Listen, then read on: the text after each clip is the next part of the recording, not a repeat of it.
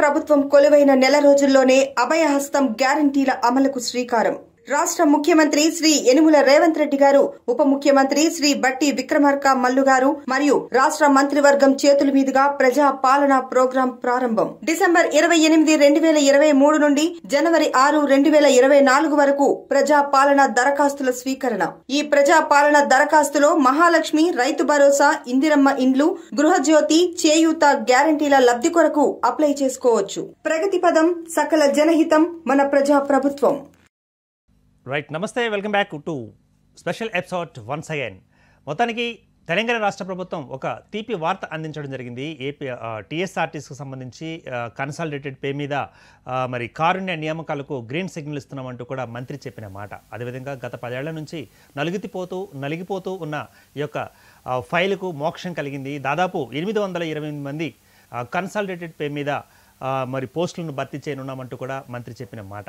మరి ఇదే అంశం మీద మనతో పాటు చర్చలో పాల్గొనేందుకు సిద్ధంగా ఉన్నారు విఎస్ రావు గారు. వీరు ప్రధాన కార్యదర్శి, స్టాఫ్ అండ్ వర్కర్స్ ఫెడరేషన్. ముందుగా మనం వారిని ఇన్వైట్ చేస్తున్నాం. నమస్తే అండి విఎస్ రావు గారు. రైట్, విఎస్ రావు గారు చెప్పండి, మరి దాదాపు 10 ఏళ్ల తర్వాత టీఎస్ఆర్టీసీలో కారుణ్య నియామకాలకు గ్రీన్ సిగ్నల్ రావడం జరిగింది. మరి ముఖ్యంగా ఈ లైన్ చెప్పేటప్పుడు గత ప్రభుత్వం హయాంలో ఇప్పుడు మనం గుర్తు చేసుకోవాలి. గత ప్రభుత్వం అసలు ఆలస్యం ఎందుకైందంటారు? అంటే ఇక్కడ మౌలికమైన తేడా ఉందండి. రాష్ట్ర ప్రభుత్వంలో ఉన్న పరిస్థితికి ఆర్టీసీకి ఒక మౌలికమైన తేడా ఉంది. ఆ తేడా గత అనేక సంవత్సరాలుగా మేము అడుగుతున్నా పరిష్కారం చేయట్లేదు. ఆ తేడా ఏంటంటే, రాష్ట్ర ప్రభుత్వ ఉద్యోగుల్లో ఎవరైనా కనుక సర్వీస్లో ఉండి చనిపోతే అక్కడ సూపర్ న్యూమరీ పోస్ట్ క్రియేట్ చేసి వెంటనే అతను 4 రోజుల్లోపు ఆ కుటుంబంలో ఒకరికి ఉద్యోగం ఇచ్చి ఆ కుటుంబాన్ని ఆదుకుంటాం. కానీ ఆర్టీసీలోకి వస్తున్న రెగ్యులేషన్ ప్రకారం ఒకవేళ కనుక కుటుంబంలో చనిపోయినా, మెడికల్ ఇన్వాలిడేషన్ అయినా అందులో కనుక ఉద్యోగం ఇవ్వాలంటే అగెన్స్ట్ టు ద వేకెన్సీ, అంటే ఖాళీ ఉంటే ఆ ఖాళీని సీనియారిటీ ప్రకారం భర్తీ చేయాలి అనేది రెగ్యులేషన్స్ లో ఉంది. ఈ రెగ్యులేషన్ లో ఉన్న అంశం చాలా సీరియస్ గా ఆర్టీసీ కార్మికులు ఇబ్బంది పెడుతుంది. ఎందుకంటే చూస్తే గత 10 ఏళ్లుగా ఆర్టీసీలో రిక్రూట్మెంట్ లేదు. 2011 తర్వాత ఇప్పటి వరకు 12 సంవత్సరాల కాలంలో ఆర్టీసీలో కొత్త ఉద్యోగాలు రాలేదు, కొత్త కండక్టర్ రాలేదు, కొత్త మెకానిక్ రాలేదు, కొత్త డ్రైవర్ రాలేదు. అందుకని ఎవరైతే చనిపోయిన కుటుంబాల్లో ఉన్న పిల్లలు ఉన్నారో ఈ కారణం చెప్పి వాళ్ళకి ఉద్యోగం ఇచ్చేదానికి నిరాకరించి వేకెన్సీస్ లేవు, మీరు వేకెన్సీ వచ్చినప్పుడు ఇస్తామని చెప్పి చెప్పడం ఫలితంగా గత 12 ఏళ్ళు 2011 తర్వాత మళ్ళీ ఇంతవరకు రిక్రూట్మెంట్ లేకుండా ఉంది. అయితే 2022లో ఇప్పటి ఎండి గారు వచ్చిన తర్వాత కొంత ప్రయత్నం చేసి దాంట్లో కొంతమందిని తీసుకోవడానికి ప్రయత్నం చేశారు. అది కూడా సెక్యూరిటీ గార్డుగా ఎక్కువ తీసుకోవడానికి, ఎందుకంటే షార్టేజ్ ఆఫ్ సెక్యూరిటీ గార్డులు ఎక్కువ ఉందని చెప్పి. అయితే పాత పద్ధతులన్నింటినీ పక్కన పెట్టేసి కన్సాలిడేటెడ్ పే తోటి తీసుకుంటామని ముందుకు వచ్చి 200 మందిని 2022లో తీసుకున్నారు. మిగతా 830 మంది పైచిలకి ఇంకా ఉద్యోగాల కోసం ఎదురు చూస్తున్నారు. 10 ఏళ్లుగా వాళ్ళకి రావాల్సిన డబ్బులు రాక, ఉద్యోగం రాక, కుటుంబాన్ని పోషించలేక ఇబ్బంది పడతా కూలి పని చేసుకుని అడ్డు చేసుకుని బ్రతికే వాళ్ళకి కూడా ఉన్నారు. అందుకని ఈ మౌలికమైన తేడా ఇప్పటికి కూడా పరిష్కారం కావట్లేదు. ప్రభుత్వం మారింది.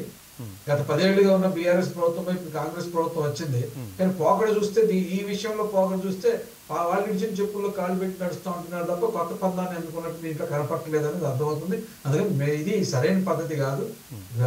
ఏదైతే బ్రెడ్ విన్నర్ స్కీమ్ లో ఉందో గతం నుంచి ఉన్నది రెగ్యులర్ ప్రాతిపదికన నియామకాలు చేయాలా.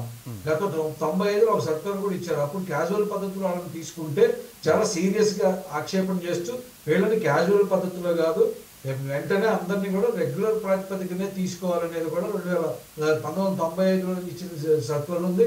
ఇవన్నీ పక్కన పెట్టేసి ఇప్పుడు ఆ పద్ధతిలో ముందుకు వస్తున్నాం. అది ఈ మౌలికమైన తేడా పరిష్కారం కాకుండా రేపు కూడా ఆర్టీసీలో ఈ సమస్య పరిష్కారం కాదు.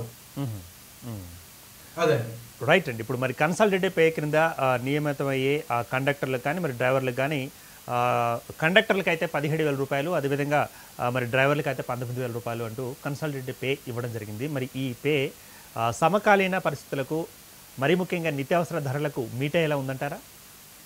అసలు భారతదేశంలో 7th PRC 7th pay commission 26,000 కనీస వేతనం ఉండాలని చెప్తుంది. తెలంగాణ రాష్ట్రంలో కనీస వేతనం 19,000 ఉండాలని గతంలో ఎప్పుడో ఫస్ట్ PRC అప్పుడే నిర్ణయించారు. ఇప్పుడు సెకండ్ PRC రేపు పోతే ఎంత నిర్ణయిస్తారో తెలియదు. ఇవాళ ఒక మనిషి మామూలుగా బతకాలంటే 26,000 లేకుండా బతకలేదని ప్రభుత్వం అనేక తప్పుడు పద్ధతుల్లో లెక్కలు చేసినా ఏం చేసినా 26,000 లేకుండా బతకలేదని ఒక పక్క చెప్తూనే వాళ్ళని ఇప్పుడు ఎవరైతే ఉన్నారో బ్రెడ్ విన్నర్ స్కీమ్ లో రెగ్యులర్ ప్రాతిపదికన రావాల్సిన వాళ్ళని కళాసి కానీ లేదా సెక్యూరిటీ గార్డ్ అయితే 15,000, కండక్టర్ అయితే 17,000, అదే రకంగా గ్రేడ్ 2 డ్రైవర్ అయితే 19,000 మాత్రమే ఇస్తాం. అది కూడా 3 ఏళ్ల పాటు ఎటువంటి పెంపుదల లేకుండా ఇస్తాం అని చేయమనంటే ఇది సమకాలీన పరిస్థితులకే కాదు, కార్మికులు తీవ్రమైన అన్యాయం చేయడం తప్ప ఇంకోటి కాదు. ఇక్కడ ఇంకొక అంశం కూడా ఉంది, వీళ్ళని డైరెక్ట్ గా రిక్రూటీస్ గా చూడకూడదు. వాళ్ళ తండ్రో తల్లిలో వాళ్ళ ఇంట్లో ఎవరో ఒకళ్ళు ఈ సంస్థ కోసం తమ మొత్తం వాళ్ళ యవ్వనాన్ని లేదా వాళ్ళంతా త్యాగం చేసి 10 ఏళ్ళు 20 ఏళ్ళు 25 ఏళ్ళు పనిచేశారు. ఆ కాలాన్ని కూడా లెక్క తీసుకొని కదా వీళ్ళ ఉద్యోగం ఇవ్వాల్సిందే. కనీసం వాళ్ళు చేసిన సేవలు గుర్తించైనా కూడా వీళ్ళని తీసుకున్నప్పుడు రెగ్యులర్ ప్రాతిపదికన ఇవ్వాలనేది కూడా దానికోసమే. ఆ వేగం ఏదైతే తండ్రి లేదా తల్లి ఖాళీలో ఉందో ఆ ఖాళీలో నుంచి ఉండే పరిస్థితిని ఫిలప్ చేయడం కోసం ఇస్తున్నప్పుడు ఇవాళ కనీసం వాళ్ళు బ్రతకడానికి లేకుండా ఉంటే ఇవాళ హైదరాబాద్ లో 10,000 లేకుండా ఎక్కడి నుంచి దొరుకుతుందో ఒక కుటుంబం నివసించాలని భార్య భర్త ప్రైవసీతో బతకాలంటే 2 గదులు ఇల్లు కావాలంటే 10,000 లేకుండా ఉండగలిగే పరిస్థితి ఉందా ఎక్కడన్నా? లేదా ఇంకెక్కడైనా మామూలు పట్టణాల్లో ఈ రోజు హైక్ పెరిగిన తర్వాత 7-8 వేలు తక్కువ ఎక్కడ ఉంది అంటే 8,000 రూపాయలు ఇంటి కిరాయికి పోయిన తర్వాత ఒక భార్య భర్త ఒక పిల్లాడు ఉంటే బ్రతకడం ఎట్లా సాధ్యం అవుతుంది? ఇది కాదు. అట్లాగే రెగ్యులర్ వాళ్ళకి వచ్చి ఏ ఒక్క సౌకర్యం వీళ్ళకి వర్తించదు. బస్ పాస్ సౌకర్యం కానీ ఇతరత్ర ఏ సౌకర్యం కూడా వాళ్ళు వర్తించకుండా ఉంది. వాడు ఏంటంటే ఆర్టీసీ వేరు మేము వేరు అనే ఒక భావాన్ని కలిగించినట్టుగా మీరు ఆర్టీసీ పిల్లలే కానీ ఆర్టీసీ వాళ్ళ పిల్లలే కానీ మీరు మాత్రం కన్సల్టెంట్ పేరుతో ఉండాలి, మీరు బయట వాళ్ళలాగా ఉండాలని చెప్పడం సరైనది కాదు. ఇది సమకాలీన పరిస్థితులకే కాదు, ఇది అసలు సరైన దిశలో కూడా లేదు. అందుకే ఏదైతే 2022లో వాళ్ళని రిక్రూట్ చేస్తారన్న దగ్గర నుంచి కార్మిక సంఘాలుగా మేము జాయింట్ యాక్షన్ కమిటీగా అంటే విడివిడిగా కూడా అనేక అంశాలు యాజమాన్యం దృష్టికి పట్టుకెళ్ళాం, అప్పుడు ప్రభుత్వం దృష్టికి పట్టుకెళ్ళడానికి కూడా ప్రయత్నం చేశాం. వీళ్ళందరినీ కూడా రెగ్యులర్ ప్రాతిపదికనే లెక్కేయాలి, కన్సల్టేట్ రద్దు చేసాం, రెగ్యులర్ ప్రాతిపదికనే చూడాలి. వేకెన్సీస్ కూడా ఉన్నాయి. ఈ రోజు కూడా ఎందుకు తీసుకుంటున్నారంటే కారణం కూడా యాజమాన్యం ఇచ్చిన సెట్లో చాలా స్పష్టంగా చెప్పారు. పెరుగుతున్న అవసరాలు వాళ్ళ మహాలక్ష్మి రేషనలైజేషన్ ఆఫ్ డ్యూటీలో చేసిన మార్పుల వల్ల వాళ్ళ అవసరం ఉందని. ఇంతకు ముందు కూడా చాలా మంది కలెక్టర్లు అవసరం ఉన్నారు. డబుల్ డ్యూటీల పేరుతో ఒత్తిడి చేస్తున్నారు ఖర్చు తగ్గించుకోవడం కోసం. కొత్త ఎంప్లాయ్మెంట్ వస్తే కొత్త ఎంప్లాయ్కి జీతం ఎక్కువ, ఎందుకంటే డబుల్ డ్యూటీ ఇస్తే వాడికి రావాల్సింది ఒక డబుల్ డ్యూటీ చేస్తే 1,500 2,000 రూపాయలు లేకపోతే 1,000 రూపాయలు వచ్చే దగ్గర 500 చేతిలో పెట్టి డబుల్ డ్యూటీ అయిపోతుంది. సగం ఖర్చుతోటి భారం పెంచొచ్చని దాన్ని పెంచి ఆ రకంగా భారం వేసే పని చేస్తున్నాం తప్ప రిక్రూట్మెంట్ చేయట్లేదు. ఇప్పుడు ఏదైతే ఈ ప్రభుత్వం వచ్చిన తర్వాత మహాలక్ష్మి పథకం ముందుకు వచ్చిందో ఇప్పుడు ఆ సర్వీస్ పెరగాల్సిన అవసరం ఉంది. ప్రజల అవసరాల మేరకు ఇంతకు ముందు అంతా కూడా టెలిస్కోపిక్ పద్ధతిలో ఉండే, మీరు డబ్బులు వస్తున్నాయా లేదా కాదు, దూరం ఎంత పోతుంది అనే పద్ధతిలో ఎక్కువ దూరం తిప్పాలో దీని వెహికల్ యూటిలైజేషన్ పెంచాలనే పద్ధతిలో సర్వీసులు అన్ని పెట్టారు. ఇప్పుడు అట్లాంటి పరిస్థితి లేదు, ఎందుకంటే ప్రజలు ఎక్కడికెక్కడే తిరగడానికి ఉన్నప్పుడు వాళ్ళకి బస్సు అందుబాటులో లేకుండా నేను దూరం ఎక్కడికి వేస్తుంటే కుదరదు. ఆ రేషనలైజ్ చేసే దాన్ని ఇప్పుడు పెడుతున్నారు. వీళ్ళు కూడా సరిపోతారని కాదు, ఫస్ట్ బేస్ గా తీసుకున్నది ఇప్పుడు ఏవైతే ఉన్నారో చనిపోయిన కుటుంబాలు లేదా మెడికల్ ఇన్వాలిడేషన్ పిల్లలు ఉన్నారో వాళ్ళని తీసుకుంటా ఉన్న దాన్ని నేను స్వాగతిస్తాను. ఇంకో విషయం అండి విఎస్ రావు గారు, అంటే ఇప్పటికే రాష్ట్ర వ్యాప్తంగా కారుణ్య నియామకాల కోసం దరఖాస్తు చేసుకున్న అప్లికేషన్లు 1,500 వరకు ఉన్నాయంటూ కూడా మనకి అందుతున్న సమాచారం. ఈ 1,500లో ఒక 200 మందికి ఇప్పటికే శిక్షణ ఇవ్వడం జరుగుతుంది. ఇంకా 1,300 మంది ఉన్నారనుకుంటే 1,300 మందిలో 828 పోస్టులు ఇప్పుడు ఇస్తామంటున్నారు. ఇక మిగిలిన 472 పోస్టులు భర్తీ ఎలా చేయబోతున్నారు? ఒకవేళ వాళ్ళు త్రిశంకు సరుకులో ఉండాల్సిందేనా? తీపి కబురు వాళ్ళకు కూడా అందే అవకాశం ఉందంటారా? రాష్ట్ర ప్రభుత్వం నిర్ణయం తీసుకుంటుందంటారా? అంటే మీరు అన్నట్టు ఇప్పుడు 1,500 మంది ఉన్నారనేది కాదు, బహుశా 1,200 కంటే ఎక్కువ ఉన్నట్టు లేదు. అయితే వివరాలు మనకి డిస్క్లోజ్ చేయట్లేదు కాబట్టి తెలియదు. కానీ ఆ 1,200 మంది కంటే ఎక్కువ ఉన్నారని నేను అనుకోవట్లేదు, నాకున్న సమాచారం మేరకు. అదే ఇంతకు ముందు ఏదైతే ఉన్నారో వాళ్ళు ప్లస్ ఇప్పుడు వీళ్ళు కలిపితే ఎవరైతే లాంగ్ పెండింగ్ నుంచి ఉన్నారో వాళ్ళందరికీ ఎంప్లాయ్మెంట్ దొరికినట్టు అవుతుంది. కానీ వాళ్ళు కోరుకున్నట్టు ఎంప్లాయ్మెంట్ ఇప్పుడు ఏదైతే ఉందో కన్సల్టెంట్ పేరుతో వస్తారో ఏదో అనామకుల్లాగా వచ్చి పోవడం తప్ప ఈ సంస్థతో ముడిపడి ఉండి తన కుటుంబం తన తండ్రి తన అక్కో ఎవరైతే ఉందో ఆ బంధంతో ఉద్యోగంలోకి వస్తున్నట్టు కాకుండా వాళ్ళు రోజు బాధపడే పరిస్థితులు ఉండే పద్ధతిలో ఉండి జీతాలు సరిపోక వాళ్ళకి పెంచుతామన్న గ్యారంటీ కూడా లేదు. 6 నెలలకు లేకపోతే ఏదైతే ఉందో ఇప్పుడు థర్డ్ పార్టీ కాంట్రాక్ట్ వాళ్ళకి 6 months ఒకసారి గవర్నమెంట్ అని పెంచుతుంది, 100 కానీ 200 కానీ 300 కానీ. ఇక్కడ అట్లాంటి ప్రతిపాదన కూడా ఏది లేదు యాజమాన్యం ముందు. అంటే వాళ్ళు బానిసలాగా వచ్చి దానికి చేయడం తప్ప ఇంకోటి లేదు. మరి వాళ్ళ తల్లి తండ్రి వాళ్ళు చేసిన సేవకి గుర్తింపు కూడా ఉండని పరిస్థితి, ఆ కుటుంబాలు ఇబ్బంది పడే పరిస్థితి కూడా ఉంది. అందుకని అట్లా కాకుండా మొత్తం ఎవరైతే ఉన్నారో ఇప్పుడు ఏదైతే బ్రెడ్ విన్నర్ స్కీమ్ కింద కోటాలో అప్లికేషన్ పెట్టుకొని ఉన్నారో ఎంతమంది ఉంటే అంతమందిని కూడా ఇప్పుడు రిక్రూట్ చేయాలి ఇమీడియట్ గా. ఆ తర్వాతనే ఓపెన్ రిక్రూట్మెంట్కి వెళ్ళాలి. వాళ్ళని కూడా రెగ్యులర్ ప్రాతిపదికనే రిక్రూట్ చేయాలి తప్ప ఆ కుటుంబాలని గౌరవించడం అంటే అర్థం వాళ్ళని కన్సల్టెంట్ పేరుతో చేయడం కాదు. వాళ్ళు చేసిన సేవల్ని గుర్తిస్తున్నాం అని చెప్పడం అంటే వీళ్ళకి పర్మనెంట్ ప్రాతిపదికన వాళ్ళకి ఉద్యోగం కల్పించడం, ఆ కుటుంబానికి ఆసన కల్పించడం ముఖ్యం. ఇప్పుడు కూడా 3 ఏళ్ళు చేస్తారు. 3 ఏళ్ళు చేసిన తర్వాత టెస్ట్ పెడతారు. ఆ టెస్ట్ ఏం టెస్ట్ పెడతారో తెలియదు, అది ఏంటో తెలియదు. ఆ టెస్ట్ పెట్టి దాంట్లో క్వాలిఫై అయితే తర్వాత రెగ్యులర్ చేయడం లేదని ఆలోచిస్తాం. అంటే ఇది ఎట్లుందంటే 3 ఏళ్ల పాటు వాడుకోవడానికి చేస్తున్నారు తప్ప ఆ తర్వాత వీళ్ళని రెగ్యులర్ చేస్తారని గ్యారంటీ ఎక్కడ లేకుండా కూడా ఉంది. అందుకని ఇవన్నీ కూడా కార్మికుల మీద ప్రభావం ఉంటే ఆ కుటుంబాలు ఆర్టీసీ పట్ల నిజమైన నమ్మకంతో ఉండే పరిస్థితి ఉండదు. అందుకని ఏ విశ్వాసంతో అయితే ఇప్పుడు ప్రభుత్వాన్ని కూల్చి ఈ ప్రభుత్వం తెచ్చుకోవాలని ప్రజలు కార్మికులు అనుకున్నారు, ప్రత్యేకించి ఆర్టీసీ కార్మికులు అనుకున్నారు, వాళ్ళ కోరికకు అనుగుణంగా ఈ ప్రభుత్వం స్పందించలేదని భావించాల్సి వస్తుంది. అందుకని మేము నిన్న రవాణా మంత్రి గారికి రిప్రజెంటేషన్ ఇవ్వడానికి వెళ్ళి సరే ఆయన కలిసే అవకాశం వాళ్ళని పేషీగా ఇచ్చొచ్చాం. దాని కాపీని కూడా ఎండి గారి పేషీగా ఇచ్చాం. వాళ్ళు ఆలోచిస్తారని చెప్పి సంయమనంతో ఆలోచించి దాన్ని సరైన నిర్ణయం చేస్తారని చెప్పి ఆశిస్తాం. రైట్ అండి. ఇప్పుడు అదేవిధంగా మరి మీరు చెబుతున్నట్లుగా కారుణ్య నియామకాలు అంటే బ్రెడ్ విన్నర్స్ ఎవరుతున్నారు, వీరితో పాటుగా మెడికల్ ఇన్వాలిడేషన్ స్కీమ్ మీద కూడా కొంతమంది ఉన్నారు కదా, మరి వారిని ఆదుకోవడం కూడా ఇందులో జరుగుతుందంటారా? వాళ్ళందరినీ కలిపే చూశారండి. ఇప్పుడు బ్రెడ్ విన్నర్ స్కీమే కాదు, మెడికల్ ఇన్వాలిడేషన్ కూడా ఈ 813 మందిలో ఉన్నారు, వాళ్ళు కూడా కలిపే ఉన్నారు. ఇంకా ఈ మధ్యలో మన దృష్టికి రానియామని ఉంటే వాళ్ళు కూడా రీజన్స్ వారీగా లెక్కలు తెలిసి వాటన్నింటిలో ఎవరు అప్లై చేసుకున్నాడు. ఎందుకంటే నాకు ఎంతో ముందే ఖమ్మం రీజన్ నుంచి ఒక కుటుంబం నుంచి ఫోన్ చేశాను, సార్ ఇది ఏదో వస్తున్నాను సార్, మరి మేమైతే మా ఫాదర్ మెకానిక్ గురించి చనిపోయాడు సార్, మా ఉద్యోగం పడి అడిగితే ఎవరు ఇప్పుడేం లేదు ఫోన్ అంటున్నారు సార్, మీరు ఏం చేయాలి సార్ అంటే పోయి ఆఫీసర్ని కలవండి, అక్కడ ఖమ్మం ఆఫీసర్ని కలిస్తే చెప్తారు, మీరు వాళ్ళకి చెప్పిన మాట ఏమవుతుంది, ముందు అక్కడికి వెళ్ళి కలవండి, మీ ప్రాబ్లం ఏంటో చెప్పండి, సీనియర్లు ఎక్కడ ఉన్నారో తెలుసుకుంటే అప్పుడు మీరు ఏంటి అనేది తెలుసుంటారు. అని ఇట్లాంటి ఇంకెక్కడ ఉన్నాయో తెలియదు, అక్కడికి ఏదో నా నెంబర్ దొరికింది లెక్క ఫోన్ చేసి ఉండొచ్చు, కానీ ఇట్లాంటివి ఎక్కడెక్కడ ఉన్నాయో మేము కూడా తీస్తున్నాం. రేపు ఈ 4-5 రోజుల్లో మొత్తం డేటా అంతా తీసుకునేదానికి ప్రయత్నం చేస్తాం. అటువంటిది ఏమైనా ఉంటే వాళ్ళకు కూడా కల్పించాలి. అయితే కన్సల్టేషన్ పేరుతో కాకుండా ఖచ్చితంగా రెగ్యులర్ ప్రతిపాదన చేయాలనేది ఈ ప్రభుత్వాన్ని మేము ఖచ్చితంగా డిమాండ్ చేస్తున్నాం. ఇప్పటికే మెజారిటీ కార్మిక సంఘాలన్నీ కూడా ఆ డిమాండ్ని ఆ పద్ధతిలోనే ప్రభుత్వాన్ని కోరుతున్నాయి. అందుకని ప్రభుత్వం కూడా మంత్రి గారు కూడా పూర్తిగా ఆలోచించాలి. ఈ ప్రభుత్వం వచ్చింది కాబట్టి చేస్తున్నాం అని అంటున్నప్పుడు మరి ఈ ప్రభుత్వం కూడా ఆ చెప్పులోనే కాళ్ళు పెట్టి ఎందుకు నడవాలి? ఇప్పుడు చాలా కొత్త పద్ధతుల్లో ఆలోచిస్తున్నారు, కొత్తగా చేస్తున్నారు, వాటన్నింటినీ ప్రజలు స్వాగతిస్తున్నారు, పరిశీలిస్తున్నారు. ఆర్టీసీలో మాత్రం పాత పద్ధతిని ఎందుకు పెడుతున్నారు? ఇక్కడ మరి కొత్త పద్ధతిని ఎందుకు పెట్టరు? రెగ్యులర్గా అయ్యేదానికి ఉండాల్సిన పాత చట్టాలని ఏదైతే ఒప్పందాలు ఉన్నాయో, ఏవైతే రెగ్యులేషన్లు ఉన్నాయో, ఏవైతే ఉత్తర్వులు ఉన్నాయో వాటిని అమలు చేయమండి. మేము కొత్తగా తెచ్చిపెట్టమంటలే, పాత వాటిని అమలు చేయండి. పాత ప్రభుత్వం చేసినట్టు పక్కన పెట్టేసి అంతకుముందు ఉమ్మడి ఆంధ్రప్రదేశ్లో ఏదైతే ఉందో, ఒక మాటలో చెప్పాలంటే 2013లో కాంగ్రెస్ ప్రభుత్వం ఉన్న నాటికి ఉన్న పొజిషన్ని దాన్ని కొనసాగించండి. మీరు కొత్తది కూడా ఇవ్వమంటే పాతదాన్ని మీరు కొనసాగి, అప్పుడు కాంగ్రెస్ ప్రభుత్వం ఉంది కదా, తెలంగాణ వచ్చి ఇచ్చింది ఎవరంటే కాంగ్రెస్ అంటున్నారు కదా, అప్పుడు కాంగ్రెస్ ప్రభుత్వం ఉంది కదా.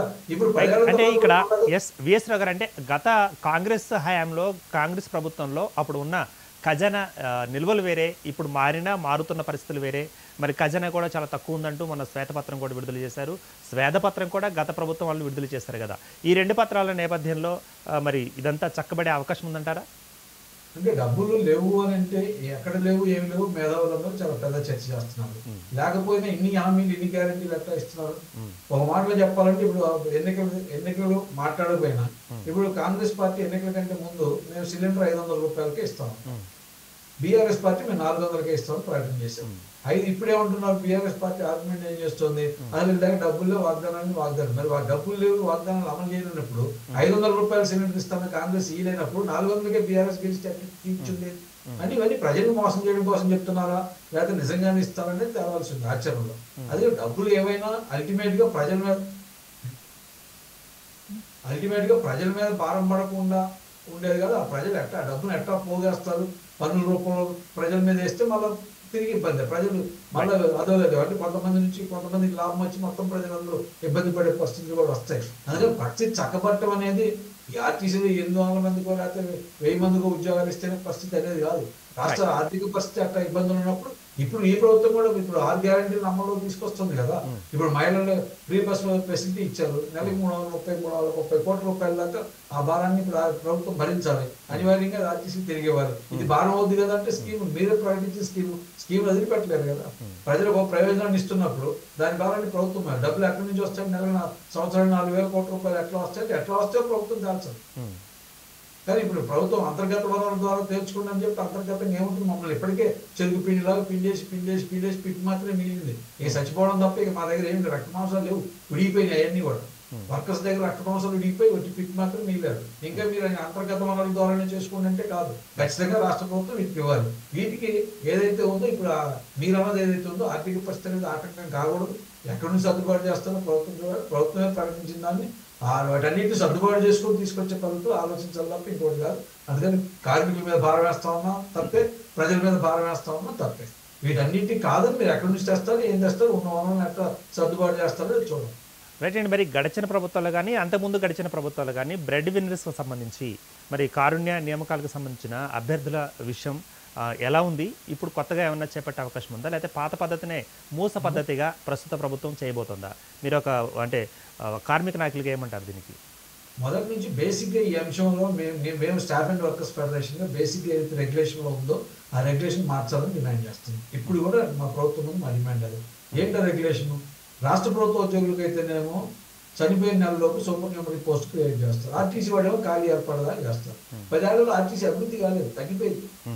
2014లో 10,400 బస్సులు ఉంటే 2023 బస్సులు 9,000 బస్సులు పడిపోయింది. అంటే 1,400 బస్సులు పడిపోయింది. 1,400 బస్సులు పడిపోయిన తర్వాత 1,400 ఇంటూ 6 లెక్క వేసుకున్నా కూడా సుమారు 8-10,000 మంది పైగా కార్మికులు తగ్గిపోతే ఖాళీలు ఎక్కడి నుంచి వస్తాయి, ఉద్యోగాలు ఎక్కడి నుంచి వస్తాయి? అంటే వాడు బతికినంతకాలం చనిపోయిన వాళ్ళ కుటుంబంలో కూడా బతికినంతకాలం వాడికి ఉద్యోగం రాదు. ఇప్పుడేదో మహాలక్ష్మి వచ్చింది కాబట్టి ఖాళీలు అవసరం వచ్చింది కాబట్టి రిక్రూట్ చేస్తున్నారు. ఒకవేళ ఈ మహాలక్ష్మి పథకం రాకపోతే 3 సంవత్సరాల తర్వాత కూడా తెలియదు. అంటే ఆ కుటుంబాలు రేపు వస్తాయో మాపు వస్తాయో లక్ష్మణ దేవుడా అని చెప్పి ఎదురు చూసే పరిస్థితి తప్ప గ్యారంటీ లేకుండా జీవితాలు పోతున్న పరిస్థితి ఉంది. ఈ పరిస్థితి రాకూడదని మేము కోరుతాం. అందుకని ఈ ప్రభుత్వం పాత ప్రభుత్వం వదిలేసిన చెప్పుల్లో కాళ్ళు పెట్టి నడవడం కాదు. దీన్ని నూతనంగా మీరు ఎట్లయితే ఆలోచిస్తున్నారో ఆర్టీసీ కార్మికుల గురించి కూడా ఆలోచించండి, ఆర్టీసీ కార్మిక కుటుంబాల గురించి ఆలోచించండి. వాళ్ళు ఏ భావోద్వేగంతోనైతే గత ఎన్నికల్లో పనిచేసి గత ప్రభుత్వాన్ని వెనక్కి కొట్టి మరి కాంగ్రెస్ ప్రభుత్వాన్ని గెలిపించుకోవాలని కోరుకున్నారో దాన్ని నమ్మేటట్టుగా ఉండేటట్టుగా చేయండి. అందుకని కారుణ్య నియామకాలన్నింటినీ కూడా రెగ్యులర్ ప్రాతిపదికన చేయండి. ఎంతమంది ఉంటే అంతమందిని కూడా రిక్రూట్ చేయాలనేది నేను డిమాండ్ చేస్తున్న ప్రభుత్వాన్ని. చేయకపోతే రేపు పొద్దున ఏం చేయాలని కార్మికులు కూడా ఆలోచించారు. అంటే నా సూటి ప్రశ్న ఏంటంటే గత ప్రభుత్వాలలో కన్సాలిడేటెడ్ మీద తీసుకున్నారా, లేకపోతే మీరు అన్నట్లు డైరెక్ట్ పద్ధతిలో తీసుకున్నారా? 2022లో మాత్రమే కన్సాలిడేట్ అయిపోయింది. ఇది కూడా ఈ కాలంలో కూడా 2019లో సమ్మె జరిగినప్పుడు ఎవరైతే 39 మంది చనిపోయారో ఆ 39 మందిని రెగ్యులర్ ప్రాతిపదికన తీసుకున్నారు. ఇంత దుర్మార్గమైన ప్రభుత్వం అన్నా మా మీద చంద్రుల మీద మా మీద అంత నిర్బంధం కొనసాగించిన అప్పుడు బీఆర్ఎస్ ప్రభుత్వం ఏదైతే ఉందో ఆ రోజు టీఆర్ఎస్ ప్రభుత్వం ఈ 39 మందిని రెగ్యులర్ ప్రాతిపదికన వాళ్ళ కుటుంబాల్లో ఉద్యోగాలు ఇచ్చారు. అప్పటిదాకా లేని ప్రొవిజన్ ఏదైతే ఉందో క్లర్క్ పోస్ట్ కూడా వాళ్ళు అర్హతలు ఉండి డిగ్రీ చదువుకున్న వాళ్ళు క్లర్క్ పోస్ట్ కూడా ఇచ్చారు. ఆ రకంగా చనిపోయిన కుటుంబాలను గౌరవించింది బీఆర్ఎస్ అంతవరకే. కానీ ఎవరైతే ఏది ఉద్యమంలో చనిపోయినాడు కానీ సహజంగా చనిపోయిన ఎవరైతే 1100 మంది పైన ఉన్నారో వేడని మాత్రం ద్రోహం చేసింది. ఇది మేము చెప్పాం. ఎవరైతే సమ్మెలో చనిపోయారో వాళ్ళని గౌరవించి వాళ్ళ వరకు ఉద్యోగాలు ఇచ్చారు, ఆ కుటుంబాల వరకు ఉద్యోగాలు ఇచ్చారు. కానీ మిగతా వాళ్ళకి ఏదైతే ఉందో ఇప్పుడు కన్సల్టెంట్ పే అన్నది 2022లోనే ప్రారంభమైంది తప్ప అంతకుముందు రెగ్యులర్ ఎంప్లాయీస్ కన్సల్టెంట్ పే అనేది లేదు. ఎవరైతే ఉన్నారో బ్రెడ్ విన్నర్ స్కీమ్ కింద జాయిన్ అయిన వాళ్ళంతా రెగ్యులర్ ప్రాతిపదికన ఇచ్చారు తప్ప ఇంకోటి కాదు. ఇప్పుడు 2022లో ఆ పద్ధతిని మార్చారు, దాన్ని కొనసాగిస్తున్నారు. ఈ ప్రభుత్వం దాన్ని మార్చకుండా యథావిధిగా దాన్ని కొనసాగించేదానికి ప్రయత్నం చేస్తుంది. దీన్ని మేము ఆక్షేపణ చేస్తున్నాం. ప్రభుత్వం దీన్ని పునరాలోచించాలని కోరుతాం. రైట్. మరి ఇప్పుడు అంటే గడిచిన ప్రభుత్వంలో 10 ఏళ్ళు దాటిన తర్వాత మరి కొత్త ప్రభుత్వం వచ్చిన తర్వాత మోక్షం వచ్చింది కాబట్టి దాదాపు 828 మంది కండక్టర్లు డ్రైవర్లు తీసుకోబోతున్నారు. మరి మిగిలిన వారంటూ కొంతమంది ఉన్నారు కదా, మరి వారందరూ కూడా న్యాయం జరగాలంటే ఈ 5 ఏళ్ల కాలంలోనే పూర్తి చేయనున్నారా, లేకపోతే దాని తర్వాత మమ్మల్ని గెలిపిస్తే మళ్ళీ మిమ్మల్ని కూడా చేస్తామని గత ప్రభుత్వాలాగా ఇప్పుడున్న రాష్ట్ర ప్రభుత్వం చెప్పబోతున్నమాట? ఏమంటారు దీనికి? అంత టైం ఉందని అనుకోవట్లేదు. ఇప్పుడు రిక్రూట్మెంట్కి వెళ్ళకుండా ఆర్టీసీ నడవదు. అంటే ఇప్పుడు ఏదైతే ఉందో ఇప్పుడు మహాలక్ష్మి పథకం వచ్చిన తర్వాత నేను ఏదైతే ఈ రాష్ట్ర ప్రభుత్వం 7వ తారీఖున గౌరవ రేవంత్ రెడ్డి గారు ముఖ్యమంత్రిగా ప్రమాణ స్వీకారం చేశారు. 9వ తారీఖు నుంచే మహాలక్ష్మి పథకం కింద మహిళలు ఫ్రీ సర్వీస్ ఇచ్చారు. కానీ నేను 5వ తారీఖు నాడు ఒక వ్యాసాన్ని ఇతర రాష్ట్రాల అనుభవాన్ని దృష్టిలో పెట్టుకుని ఒక వ్యాసం రాసి తెలంగాణలో ఏం చేయాలనే దాంట్లో చాలా స్పష్టంగా ఆ వ్యాసం నేను కోరాను. ఈ రాష్ట్రంలో 3000 బస్సులు అత్యవసరంగా పెంచకపోతే ఈ స్కీమ్ను అమలు చేయడం అసాధ్యమైన విషయం. ఎందుకంటే గ్రామాలే గ్రామ పంచాయతీలో 12,700 పైచలు గ్రామ పంచాయతీలు ఉన్నాయి. అవి కాక యాబ్లెట్స్ ఇవన్నీ కలిపి రాష్ట్రంలో 20,000 గ్రామ పంచాయతీలు ఉంటాయి, గ్రామాలు ఉంటాయి. ఇప్పుడు ఆ బస్సులు తిరుగుతున్న గ్రామాలు 9,000, మిగతా 11,000 గ్రామాలకు బస్సులు ఉండవు. ఈ బస్సులు ఎట్లా అనే ప్రశ్న ఇప్పుడు ఏదైతే మహిళలు ఫ్రీ వస్తుందో వాళ్ళందరి నుంచి డిమాండ్ వచ్చే అవకాశం ఉంది. ఒకటి. రెండోది, ఏదైతే ఇప్పుడు దాకా స్కూల్ పిల్లల కోసం ఉదయం ఒక ట్రిప్ సాయంత్రం ఒక ట్రిప్ పంపించింది కూడా బస్ కనెక్టివిటీ ఉన్న గ్రామాల కిందనే చూపెడుతూ వస్తున్నారు. రేపు ప్రజలు అట్లా ఉండదు. ఎందుకంటే పిల్లల కోసం ఏంటి, మాకు కూడా మేము ఎక్కాలంటే బస్సు ఎక్కడిది, మాకు కూడా బస్సు కావాలని వస్తాం. అందుకని వాటిని కూడా రెగ్యులర్ ప్రాతిపదిక వాళ్ళకు కూడా బస్సులు వేయాల్సిన పరిస్థితి వస్తుంది. ఇట్లా వచ్చినప్పుడు భారతదేశ సగటు కింద చూస్తే ప్రతి 1000 మందికి 1.2 బస్సు ఉంది భారతదేశ సగటు. కానీ తెలంగాణకు వచ్చేసరికి 0.25 మాత్రమే ఉంది.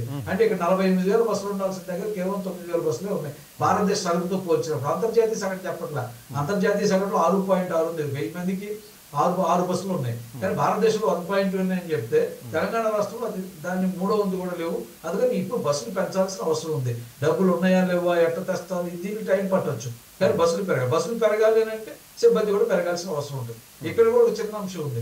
ఎలక్ట్రికల్ బస్సులను తీసుకొస్తామని అనుకున్నారు అనుకోండి, పెరిగే సంఖ్య పడిపోతుంది. మరి ఇప్పుడు ఏదైతే కాంగ్రెస్ ప్రభుత్వం హామీ ఇచ్చిందో నిరుద్యోగులకు ఉద్యోగాలు కల్పిస్తామంటే ఎలక్ట్రికల్ బస్సులు కాకుండా సాంప్రదాయ వనరులతో ఉండే బస్సు అయితే 6 ఉద్యోగం వస్తుంది, ఎలక్ట్రికల్ బస్సు అయితే ఒక్కరికి ఉద్యోగం వస్తే 5 ఉద్యోగాలు పోతాయి. ఇవన్నీ కూడా ప్రభుత్వం పరిశీలించాలి. అందుకని రిక్రూట్మెంట్ జరపక అనివార్యంగా జరపాల్సిన పరిస్థితి వస్తుంది. అది ఈ రోజు రేపు అనేది తప్ప. అందుకని వీళ్ళందరూ అంత 5 ఏళ్ల పాటు ఈ ప్రభుత్వ కాలం ఉన్నంతకాలం 5 ఏళ్ల పాటు ఉంటామనంటే ఈ స్కీము వెనక్కి పోయే పరిస్థితి ఉంటుంది, ప్రజల నుంచి వ్యతిరేకత వచ్చే పరిస్థితి ఉంటుంది. పంజాబ్ అనుభవం కూడా అదే చెప్తుంది. సరైన బస్సులు వేయక, సరైన పద్ధతుల్లో తిప్పక ఇప్పుడు ప్రజలు అక్కడ పంజాబ్ ప్రభుత్వం కూడా ఆలోచించుకునే పరిస్థితి నెట్టబడుతుంది. ఎందుకంటే బస్సులు పెంచలేని పరిస్థితి, ఆర్థికంగా లేని పరిస్థితి. అందుకని స్కీమ్ని వైండప్ చేయడమా లేకపోతే వారాంతాలకు పరిమితం చేసి శని ఆదివారాలు మాత్రమే అనుమతించాలా అనే వైపు చర్చ జరుగుతున్నట్టుగా మనకు తెలుస్తుంది. ఇక్కడ ప్రభుత్వం అట్లాంటి పరిస్థితి కోరుకుంటుందని నేను అనుకోవట్లేదు. ఏదైతే చేశారో ఎన్నికల్లో గెలిపించేందుకు ఈ రాష్ట్ర మహిళలందరూ ఉపయోగపడ్డారో వాళ్ళందరికీ ఏదైతే ప్రతిష్టాత్మకంగా 2వ రోజే ప్రారంభించారో దీన్ని జయప్రదంగా కొనసాగిస్తారని అనుకుంటాను. అందుకని ఇది అనేక అవకాశాలని అవసరాలని ముందుకు తెస్తుంది, ప్రజలకి తెస్తుంది, ప్రభుత్వానికి తెస్తుంది, ఆర్టీసీ కూడా అనేక కొత్త అవకాశాలు తెస్తుంది. ఉద్యోగ కల్పనలో కూడా ఆ పాత్ర ఉంటుంది అనేది నేను భావిస్తున్నాను.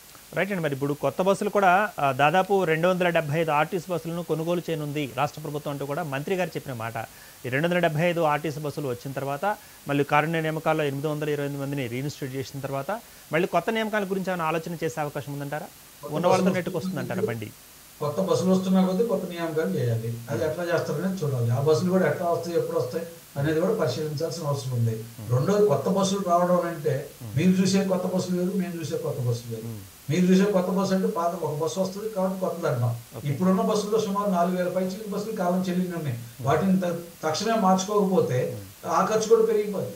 ఎందుకంటే వాటి మెయింటెనెన్స్ ఖర్చు లేకపోతే వాటిని నిర్వహణ ఖర్చు విపరీతంగా పెరిగిపోతే అది కూడా గుదిబండలాగా మారే ప్రమాదం ఉంటుంది. అందుకని ఫ్లీట్లు కూడా మార్చుకోవాలి. ఇప్పుడు వచ్చే బస్సులు ఆ స్థానంలో వస్తాయా లేదు కొత్త ఆర్గ్యుమెంటేషన్ కొత్త రూట్ల కోసం తిప్పుతారా ఏంటనేది కాదు. ఇప్పుడు నేను అంచనా వేసినట్టు ఏదైతే 3,000 బస్సులు కావాలంటే ఇది 1 సంవత్సరం పైగా పట్టుదు తప్ప ఇప్పుడు వెంటనే వచ్చేదానికి అవకాశం లేదు. ఎందుకంటే మనం చాసిస్ రావాలి, బాడీ ఫిట్ చేయాలి, తీసుకురావాలి. కాబట్టి ఈ ఫ్యాబ్రికేషన్ ఫీట్ అంతా కూడా కనీసం డబ్బులు పెట్టి వాళ్ళు ఇవ్వట్లేదు, డబ్బులు పెట్టి కొంటే తప్ప వాళ్ళు ఇవ్వట్లేదు. ఈ పరిస్థితి అంతా చూస్తే ఇంకో సంవత్సరంలోపు అనుకున్న ఫ్లీట్ కొంతవరకు పెరిగేదానికి అవకాశం ఉంది తప్ప అది కాదు. అది కూడా ఎలక్ట్రికల్ బస్సులు పెరిగితే నష్టమే. ఎందుకంటే నిధులు మనం డబ్బులు పెట్టుబడి పెట్టాల్సిన పరిస్థితి ఉంటుంది. అందుకని సాంప్రదాయ పద్ధతిలో ఉండేవి పెరగాలి, లేదా డీజిల్ ఎలక్ట్రికల్ బస్సులు కూడా ఆర్టీసీ నిర్వహించేటట్టుగా ఉండాలి. వాటి కండక్టర్ డ్రైవర్ మనవాళ్ళే ఉండేటట్టుగా ఉండే పద్ధతిలో మార్పులు చేస్తే తప్ప సాధ్యం కాదు. ఆ రకంగా మార్పు చేయగలిగితే ఖచ్చితంగా ఆర్టీసీలో ఉద్యోగాల నియామకాలు పెరుగుతుంది. రైట్ అండి. ఇక చివరిగా మరి మీ కార్మిక లోకానికి మీరు ఇచ్చే మెసేజ్ ఏంటంటారు? అదేవిధంగా ప్రభుత్వానికి మీరు ఇచ్చే సూచన ఏంటంటారు?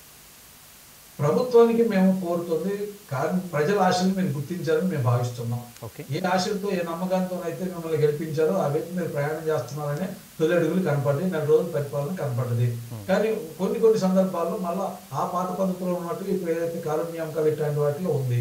అట్లాగే ఇంకా పూర్తిగా మంత్రుల స్థాయిలో కానీ వీటన్నిటి అన్ని తీసుకోవడానికి తెలుసుకొని ఒక కార్యాచరణలో రావడానికి కొంత టైం పట్టుద్ది. అందుకని ఆ టైం ఇవ్వాలనేది కూడా మేము అనుకుంటున్నాం. అందుకే వివిధ అంశాల పట్ల సవివరమైన వినతి పత్రాలని మంత్రి గారికి అందజేస్తున్నాం. వాటిని చూడగలిగితే, వాటిని అధ్యయనం చేయగలిగితే ఆ రకంగా విషయాలు తెలుసుకోవచ్చు.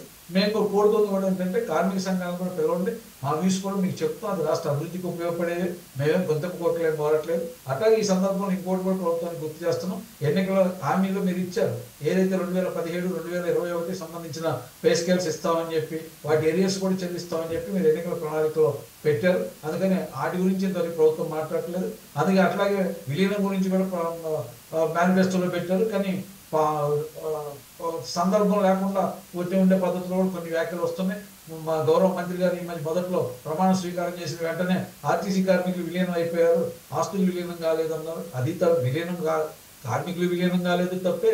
అట్లాగే ఆస్తులు విలీనం అనేది అప్రస్తుతమైన సమస్య. ఆస్తులు విలీనం అనేది ఆర్టీసీ లిక్విడేట్ అయితే తప్ప, పార్లమెంట్ ఆమోదిస్తే తప్ప ఆస్తులు విలీనం అనేది సాధ్యం కాదు. ఇది మంత్రి గారికి తెలియదని మనం అనుకోలేము. అట్లాగే మొన్న మధ్య మాట్లాడితే కూడా దాని మీద ఎక్స్పోర్ట్ కమిటీని వేస్తున్నాం అని చెప్పి అంటున్నారు. మరి పాత చేసిన కమిటీని తీసేస్తున్నారా, పాత చేసిన చట్టాన్ని రద్దు చేస్తున్నారా, కొత్తగా ఏమైనా చేస్తున్నారు, ఇట్లాంటి వాటి మీద ఇంకా ఆర్టీసీ కార్మికులకు ఎటువంటి వివరణ ఇచ్చేది లేదు. అందుకని ఏదైతే ఎన్నికల హామీలు ఇచ్చారో వాటిని ఎన్నికల హామీలు అంటే 5 ఏళ్ల కాలంలో మేము చేస్తా ఉన్నాం అని అర్థం వచ్చేటట్టు కాకుండా ఎన్నికలు అయిపోయిన వెంటనే మీరు అమలు చేసేటట్టుగా వాటికి కూడా కార్యాచరణ చూపెట్టాలని చెప్పి కార్మికులు ఏదైతే కోరుకుంటున్నారో ఈ 2 పే స్కేల్స్ సంబంధించి ఏదైతే ఇస్తారని ఆర్థిక పరమైన మా డబ్బులే ఆర్టీసీ సంస్థ వాడుకుంది. సుమారు 4,000 కోట్ల రూపాయలు. మా సిసిఎస్ మునిగిపోతుంది, మా పిఎఫ్ మాకు పెన్షన్ వచ్చే అవకాశం లేకుండా క్లోజ్ అయిపోతుంది. అందుకని ఇవన్నీ మాకు వచ్చేటట్టుగా ప్రభుత్వం సహకరిస్తే తప్ప సాధ్యం కాదు. ప్రభుత్వం ఈ వైపు ఆలోచించాలని కోరుతున్నాం. అట్లాగే కార్మికులకి మేము ఇచ్చేది ఏంటంటే ఇవాళ సంస్థ బ్రతికితే తప్ప కార్మికులు కానీ కార్మిక సంఘాలు కానీ ఉండవు. ఇది స్పష్టంగా స్టాఫ్ అండ్ వర్కర్స్ ఫెడరేషన్ వైఖరి. అందుకని మా పోరాటం, మా ఆలోచన ఎప్పుడు కూడా సంస్థను బ్రతికించుకోవడంతో పాటు కార్మికుల హక్కులు కాపాడుకోవడం, సంస్థ రక్షణ, కార్మిక హక్కుల పరిరక్షణ మా డిమాండ్. ఇదే పద్ధతిలో ఇప్పుడు ముందుకెళ్ళాలి. ఇప్పుడు ప్రభుత్వం నుంచి ఆ డబ్బులు రావడం కోసం మన వైపు నుంచి కూడా ఏం చేయాలనేది కూడా మేము ఆలోచిస్తున్నాం. అందుకే రేపు 21వ తారీఖు నాడు మేము సదస్సు కూడా రాష్ట్ర సదస్సు జరుపుతున్నాం. 3 అంశాలు. 1 ఆర్టీసీ అభివృద్ధి, ప్రజల ప్రయోజనాలు, కార్మికుల సమస్యలు, వీటి మీద పెడుతున్నాం. ప్రొఫెసర్ నాగేశ్వర గారు కూడా పిలిచి ఆయన వ్యూస్ కూడా తీసుకునే ప్రయత్నం చేస్తున్నాం. ఆ రకంగా కొత్త ఆలోచనలు కూడా ప్రభుత్వం ముందుకు పంపేదానికి కూడా ప్రయత్నం చేస్తున్నాం. కార్మికులు సమన్వయంతో ఉండటం, సంఘటితంగా ఉండటం, ఐక్యంగా ఉండటం. ఈ ప్రభుత్వం పక్కదారి పడుతోంది, మనకి కావట్లేదు అనుకున్నప్పుడు పోరాటానికి నేను కోరుతున్నాను. రైట్ అండి, ఆల్ ది బెస్ట్ అండి. థ్యాంక్స్ ఫర్ ద పార్టిసిపేషన్ అండి. విఎస్ రావు గారు, వీరు ప్రధాన కార్యదర్శి స్టాఫ్ అండ్ వర్కర్స్ ఫెడరేషన్కి సంబంధించి మాట్లాడడం జరిగింది. అదేవిధంగా మరి రాష్ట్రంలో మరి ప్రభుత్వం ఇప్పుడు చేపట్టబోతున్న 828 మంది కారుణ్య నియామకాలు అంటే బ్రెడ్ వెండర్స్ స్కీమ్ను మరి ముందుకు తీసుకురావడం జరిగింది. అదేవిధంగా ఆల్రెడీ మరి లెక్కలు చెబుతున్నట్టుగా అందుతున్న సమాచారం మేరకు ఇంకా 472 మంది మరి కారుణ్య నియామకాలు దరఖాస్తులు చేసుకొని వారు కూడా ఎదురు చూస్తున్నారు. మరి వారి సంగతి ఏంటి? మరి అభివృద్ధి చెందాలి, అందులో మనం ఉండాలి, అందరూ బాగుపడాలి అనుకుంటే మరి ఆ విధంగా రాష్ట్ర ప్రభుత్వం అందరిని కూడా తీసుకువెళ్లే ప్రయత్నం చేస్తుందా? మరి ముఖ్యంగా టీఎస్ఆర్టీసీకి సంబంధించిన సమస్యలు పరిష్కరించడంలో ఒకవేళ ప్రభుత్వం కానీ విఫలమైతే 5 ఏళ్ల వరకు చూస్తాము అంటే మరి ప్రతిఘటన తప్పదు అంటూ కూడా హెచ్చరిస్తున్న విషయం. మరి ముఖ్యంగా త్రిశంకు స్వర్గంలో ఉన్న టీఎస్ఆర్టీసీ సమస్యలు ఏవైతే ఉన్నాయో వీటిని త్రిశంకు స్వర్గంలోనే ఉన్నాయి అనుకోవాలా, లేకపోతే బయటికి తీసుకొచ్చే ప్రయత్నంలో ప్రభుత్వం ఉందా అనుకునే మరొక సమస్య, మరొక ప్రశ్న కూడా ఉదయిస్తుంది అంటూ కూడా వేసరా గారు చెప్పిన మాట. ఇది ఇవాల్టి స్పెషల్ ఎపిసోడ్. మరో ఎపిసోడ్లో మళ్ళీ కలుద్దామంటే దాన్ని కీప్ వాచింగ్ మాస్టర్ టీవీ. సామాన్యుడి స్వేచ్ఛకు సంకేతం.